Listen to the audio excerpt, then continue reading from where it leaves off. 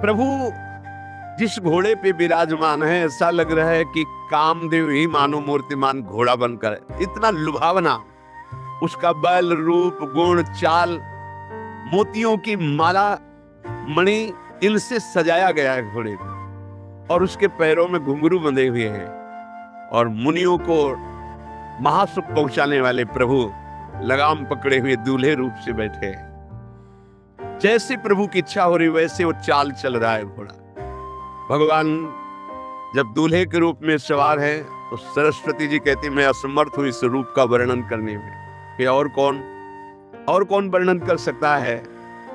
भगवान शंकर जी और आनंदित हो रहे हैं क्योंकि इनके 15 नेत्र हैं इस समय, पंचमुख, 3 एक मुख में, तो 5 से 15 नेत्रों से दूल्हा रूप का दर्शन करके आनंदित हो रहे हैं। और जब भगवान विष्णु ने अपने इस रूप को देखा, राम रूप को, दूल्हा रूप, तो वो भी आनंदित होकर मोहित हो रहे हैं। ऐसा सुंदर रूप। ब्रह्मा जी भी बड़े प्रसन्न हुए, पर थोड़ा सा संकोच है क्योंकि 8 नेत्र है, चतुर्मुख 4 दूनी 8। स्वामी कार्तिकेय जी को थोड़ा और उत्साह है क्योंकि ब्रह्मा जी से डेढ़े हैं, 6 दूनी 12, 6 मुख कार्तिकेय भगवान के, तो ब्रह्मा जी से। पर इंद्र आज बहुत प्रसन्न है। गौतम ऋषि ने शाप दिया था ना, 1000 भव हो जाए शरीर में। फिर प्रार्थना की थी, तब कहा था जब राम जी के दर्शन करोगे तब तुम्हारे यही नेत्र बन जाएंगे। तो आज दूल्हा रूप राम के दर्शन 1000 नेत्रों से कर रहे हैं। सभी देवता आनंद मगन होकर पुष्पों की वर्षा कर रहे हैं। दोनों ओर राजमार्ग में सब नगरवासी खड़े हुए प्रभु के दूल्हा रूप का दर्शन कर रहे हैं। देवता तो गुप्त रूप में, मनुष्य रूप में है, लेकिन दुर्गा, लक्ष्मी, सरस्वती आदि दिव्य देवियां 9 युवती रूप धारण करके सियाजू के पास है। वहां कौन किससे परिचय ले, सब आनंद में डूबी हुई है। कोई नहीं जान पहचान कर रहा है। आनंदवश हुई सब सियाराम जी के विवाह में सम्मिलित है। जब दूल्हे राजा महल पधारे तो सबसे पहले उनके चरण पखारे गए। जो कोई देखता है मुग्ध हो जाता है। प्रेम आंसू निकलते हैं पर रोक लेते हैं कि शुभ समय है। नहीं, माता सुनैना जी ने जब देखा प्रभु का तो पहला रूप देखा था धनुष भंग के समय, जो वो दूसरा रूप था। आज बहुत शांत, सुकुमार, गंभीर और दूल्हा रूप बार बार वो विधाता को धन्य धन्य कह रहे हैं कि हमारी सियाजू के ऐसे पिया। निहाल हो रही सुनैना, मंगल अवसर जान करके वो अपने नेत्रों को संभाल रहे हैं कि कहीं आंसू ना निकल पड़े। वेदों में कहे हुए कुलाचार के अनुसार व्यवहार कर रहे हैं। जे ही चरण पखारे गए तो पंच शब्द हुए, तंत्री, ताल, झांग, नगारा तुरही। पंच ध्वनि हुई, वेद ध्वनि, वंदी ध्वनि, जय ध्वनि, शंख ध्वनि, उलू ध्वनि। मंगल गान हो रहा है। सुंदर पुष्प कोमल, जो कोमल कोमल वस्त्र बिछे उनके ऊपर पावड़े डाले जा रहे हैं। स्वयं सुनैना जी अर्घ दे रहे हैं, फिर आरती कर रहे हैं। फिर विवाह मंडप के नीचे दूल्हा महाराज को पधराया गया। उच्च आसन पर महाराज चक्रवर्ती सम्राट दशरथ जी अपने गुरुजनों की मंडली सहित, देखने लायक वैभव है। ब्रह्म ऋषियों की मंडली, विशाल मंडप। वहां किसी को और के देखने की फुर्सत नहीं, केवल दूल्हे को सब देख रहे हैं। और आश्चर्य, सबको दूल्हा अपनी तरफ दिखाई दे रहा है। आसपास से बैठे सबको दूल्हा अपनी तरफ दिखाई दे रहा है। आसन पर बैठे हैं, सब प्रभु को देख रहे हैं। ब्रह्मा शिव आदि मनुष्य वेश धारण करके उस विवाह मंडप के नीचे विराजमान है। प्रभु जब दूल्हा रूप से विराजमान है, दशरथ जी ने अद्भुत अद्भुत रत्न न्यौछावर करके नगरवासियों को, जनकपुर के जो नेग लेने वाले हैं, वो इतने उदार है कि वो भी न्यौछावर करके बांट दे देते हैं। जिन्होंने पाया वो रखा नहीं, वो भी न्यौछावर करके बांट रहे। आज हमारी सियाजू का ब्याह है। वैदिक लौकिक रीत से महाराज जनक जी और दशरथ जी जो जो सिद्धांत हैं कुल परंपरा के, वैसा निर्वाह कर रहे हैं। नगरवासी और बराती जन ये सब कह रहे, ब्रह्मा जी से जब से जगत उत्पन्न किया तो बहुतों के ब्याह हुए होंगे, पर आज जो हमें ब्याह देखने को मिल रहा है और आज जैसे समधी देखने को मिल रहे हैं, ऐसे त्रिभुवन में कभी ना पहले देखा होगा ना आगे देखेंगे। समधी कौन है? महान प्रेम रस में डूबे हुए चक्रवर्ती सम्राट महाराज दशरथ और महान ज्ञान की चरम सीमा विदेहराज जनक। दूल्हा कौन है? अनंत ब्रह्मांडों के अखिल स्वामी भगवान श्री हरि राम। और दुल्हन कौन है? उनके हृदय विहार करने वाली श्री सिया जी। अद्भुत मंडप, अद्भुत समाज। विश्वामित्र जी ने आज्ञा की कि कुल की रीति के अनुसार ब्याह प्रारंभ किया जाए। वामदेव आदि बड़े बड़े ऋषियों ने मंत्रोच्चारण प्रारंभ किया। दशरथ जी के आंख मुंद गए और भगवान शंकर का ध्यान कर रहे कि हे महादेव जी, आपकी ही कृपा से हमें सब कुछ प्राप्त हुआ है। जहां पर कृपा न वही पुरारी। भगवान शंकर कृपा करते। देखो ये शो दशरथ जी ये मंत्रोच्चारण ब्याह का शुरुआत तो सबसे पहले दशरथ जी की आंख मुंदी देवादिदेव महादेव जी को कि हे नाथ, हे स्वामी, आपकी ही कृपा से मुझे ये पुत्र रूप में प्राप्त हुए और ये सौभाग्य देखने को मिल रहा है। शतानंद जी आए और वशिष्ठ जी आज्ञा करी कि सियाजू को श्री राम जी के समीप विराजमान करने के लिए पधराएं। ओहो, जब सियाजू दुल्हन रूप में आ रहे, मंत्रोच्चारण करते हुए आगे आगे ब्रह्म ऋषि चल रहे, जनकपुर की सब 9 किशोरी 9 युवतियां श्रृंगार की हुई आसपास, और बीच में सियाजू। कैसे कोई वर्णन करे, जहां पार्वती लक्ष्मी सरस्वती अपना छिपाकर रूप सेवा में खड़ी है, तो फिर किससे उपमा दे सियाजू की। और दुल्हन रूप तो आदर सहित एक एक कदम जैसे कोई हंसिनी चल रही हो, ऐसे सियाजू, वैसे ही नौवधू लज्जारू। ऐसा मनोहर गान विवाह का हो रहा है, कोयलें भी लजा जाए। सियाजू की बैंजनी नूपुर ध्वनि हो रही है, कंकण ध्वनि हो रही है। मध्य में ऐसा लग रहा है कि साक्षात छवि समुद्र ने मूर्तिमान रूप धारण करके अपने को प्रकाशित किया हो। आगे कोई शब्द ही नहीं कि उनके रूप का वर्णन कर सके। जितने बराती थे वो तो सब नाच पड़े कि हमारे राम जी को ऐसी दुल्हन मिली। सब गर्व कर ऐसी। पर सभी ने सियाजू के चरणों में मन ही मन सबने प्रणाम किया। जितने बराती थे सब नाच पड़े कि हमारे राम लला को ऐसी सियाजू दुल्हन रूप में, पर सबने मन ही मन सीता जी के चरणों में प्रणाम किया। महाराज दशरथ जी तो कितने आनंदित थे, कैसे कहा जाए। पहली बार देख रहे सिया जी को। ओह, हमारे लाला के लिए जानकी जी को देखा, फिर आंख मुंद गई। सब देवताओं को, विनायकों को प्रणाम कर रहे। सबने हमारे हृदय की बात सुन ली। मुझे ऐसा सौभाग्य मिला, राम जैसा पुत्र, सिया जैसी बधू। कुलाचार शुरू हुआ, मंत्रों से देवताओं का पूजन हो रहा है। मधुपर का आदि ब्याह की रीतियां हो रही। स्वयं भगवान सूर्यदेव उपस्थित होकर अपने कुल की रीति बता रहे हैं। ऐसा करो, सूर्यवंश भगवान श्री राम, ऐसा करो, ऐसा करो। ब्याह की रीति में वर वधू दर्शन। जब श्री राम जी ने दुल्हन रूप सियाजू के, सियाजू ने दूल्हा रूप राम के, उस समय का वर्णन मन बुद्धि वाणी के परे है।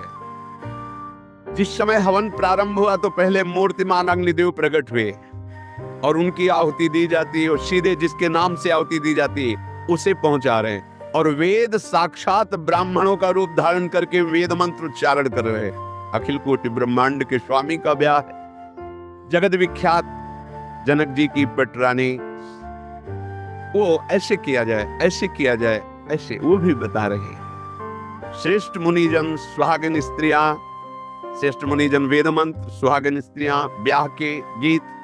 सुनैना जी जानकी जी को वायु विराजमान किया। पवित्र सुगंधित मंगल वेला,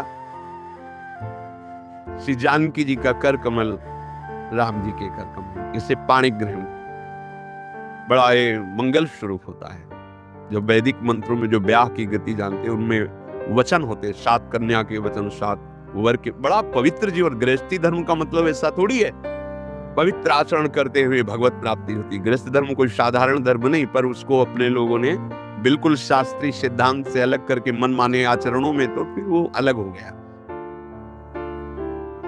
इसके बाद जनक जी चरण पखार रहे, सुंदर थाल उसमें राम जी के चरण रखे।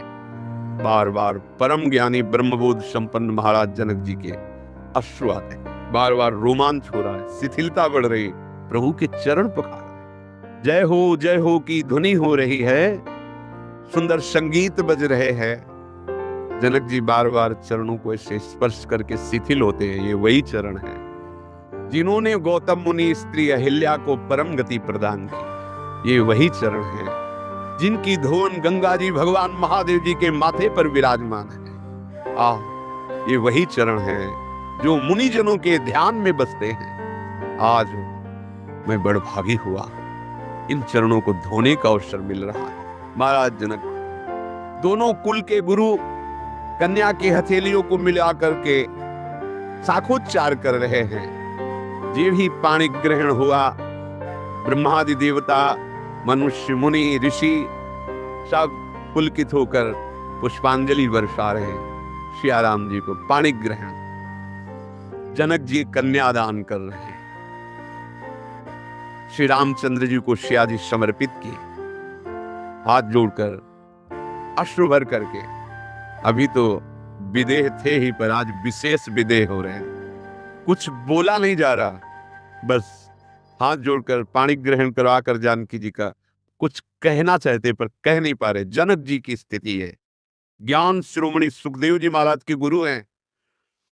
फिर विधि पूर्वक हवन हुआ, गठजोड़ी हुई, फिर भावरे हुई। भगवान श्री राम जी की विधि पूर्वक ब्याह विधि पूर्ण हुई। पहले ही बारात जब आई थी तब महाराज जनक जी ने निवेदन किया था राजकुमारों को देख करके कि हमारे छोटे भाई कुशध्वज हैं, उनकी कन्याएं हैं, हम चाहते एक ही मंडप पर, जैसा नगरवासियों ने भाव किया था। प्रार्थना के अनुसार जैसी रीत से प्रभु का, श्री राम जी का, वैसी ही रीत से भरत, लखनलाल, शत्रुघ्न लाल तीनों का ब्याह हुआ। बहुत दहेज जनक जी ने दिया।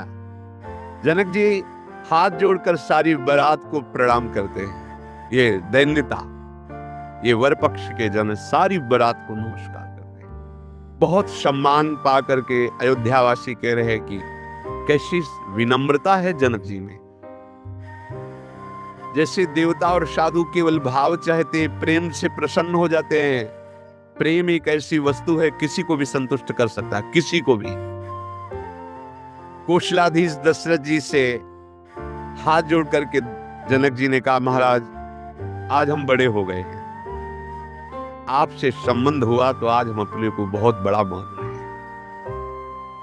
पिता के हृदय में जो पुत्री के प्रति प्रेम होता है वास्तविक, और माता के हृदय में जो पुत्री के प्रति प्रेम होता है वही सर्वमंगलकारी होता है। बच्चियों को भी चाहिए कि अपने माता पिता का अपमान करके मनमानी आचरण न करें। इनका आशीर्वाद जरूरी है। जिसके माता पिता आनंद में भरकर आशीर्वाद दे दे तो आनंद हृदय में भगवान ही बैठे हैं। अब आज का ऐसा समय चल रहा है कि ना माता की न पिता की कोई चिंता नहीं। 20-22 वर्ष पोषण करते हैं, लाड़ लड़ाते हैं, इतना सुंदर स्वरूप, इतना सुंदर स्वभाव बनाने की चेष्टा करते हैं कि ये जगत में सुख पहुंचाने वाली बने, और वही बच्ची माता पिता का अपमान करके मनमानी आचरण करती, कैसे जीवन सुखी होगा? कैसे होगा? देखो, गृहस्थ में भी जाने के लिए गुरुजनों का आशीर्वाद, देवताओं का मंगल आशीर्वाद, माता पिता का दुलार, उनके हृदय का आशीर्वाद, ये जीवन हमारा गृहस्थ में भी जाए तो मंगल में रहे। माता पिता जो हमारा निर्णय करेंगे वो हमारे लिए मंगलमय होगा, ऐसा बच्चों को धारणा रखनी चाहिए। ये जो आज मनमानी आचरण है, इनमें बहुत हानि है, आप खुद अनुभव कर लेना। जो मनमानी आचरण करता है उसको सुख और शांति प्राप्त नहीं होती। प्रथम भगवान माता पिता है, जो हृदय से अपने बच्चों को आशीर्वाद देते हैं, बड़ा काम करता है आशीर्वाद माता पिता का। सच्चे हृदय से वो कह दे तो लागू हो जाता है। और ऐसे माता पिता के हृदय को काट दिया, मनमानी आचरण कर दिए, मनमानी आपने अपना उनको अधिकार ही नहीं दिया कि वो माता पिता, इतना भी अधिकार नहीं दिया। वो मनमानी तुम्हें कभी सुख शांति प्रदान नहीं कर सकता। जानकी जी की छोटी बहन उर्मिला जी बहुत ही सुंदर है, लक्ष्मण जी को ब्याही गई, जिनका श्रुत कीर्ति नाम वो सुंदर नेत्र वाली गुण की खान शत्रुघ्न जी को ब्याही गई, और मांडवी जी भरत जी को ब्याही गई। श्रुत कीर्ति, उर्मिला जी और मांडवी जी और सीता जी, राम जी, भरत जी, लक्ष्मण जी, शत्रुघ्न जी। महाराज दशरथ तो फूले नहीं समारे, और हमारे द्वारा अगर कोई भी त्रुटि हुई हो तो क्षमा करना, हम आपके सेवक हैं।